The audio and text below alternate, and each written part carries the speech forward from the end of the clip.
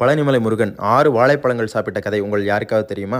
பழனிக்கு பக்கத்தில் ஒரு விவசாயி இருந்தாருங்க. அவர் வாழை தோட்டம் போடும்போது முருகன்கிட்ட வேண்டிக்கிட்டார். நல்ல விளைச்சலை இந்த தோட்டம் கொடுத்ததுன்னா முதல் தாரை உனக்கு கொடுக்கிறேன், உனக்கு காணிக்கையாக கொடுக்கிறேன் வேண்டிக்கிட்டார். அதன்படி நல்ல விளைச்சலை கொடுத்தது அந்த வாழைத்தோப்பு. முதல் தாரை வெட்டி தன்னுடைய வேலையாள் மூலமாக கோயிலில் கொண்டே கொடுத்துட்டு ரசீது வாங்கி கொண்டு வர சொல்லி அனுப்புகிறார் இந்த விவசாயி. அதை எடுத்துகிட்டு போன வேலையாள் போகிற வழியில் ரொம்ப பசிச்சதுனால 6 வாழைப்பழங்களை வச்சு சாப்பிட்றார். இந்த தேவஸ்தானத்தில் கொண்டே கொடுத்தோன்னையும் தேவஸ்தான அதிகாரிகள் 294 வாழைப்பழத்துக்கு ரசீது போட்டு கொடுத்து விட்டுறாங்க. அது திருப்பி கொண்டு வந்து விவசாயியிடம் அந்த வேலையாள் கொடுக்கிறார். உடனே அதுக்கான காரணத்தை கேட்கிறார் இந்த விவசாயி.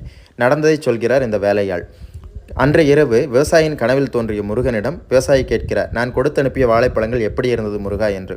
முருகன் சொல்கிறான், நீ கொடுத்தனுப்பிய 6 வாழைப்பழங்களும் மிக மிக சுவையாக இருந்ததுன்னு சொல்கிறார். விவசாயிக்கு குழப்பம். முருகன் சொல்கிறான், அந்த வேலையாள் உண்ட 6 வாழைப்பழங்கள் தான் எனக்கு நேரடியாக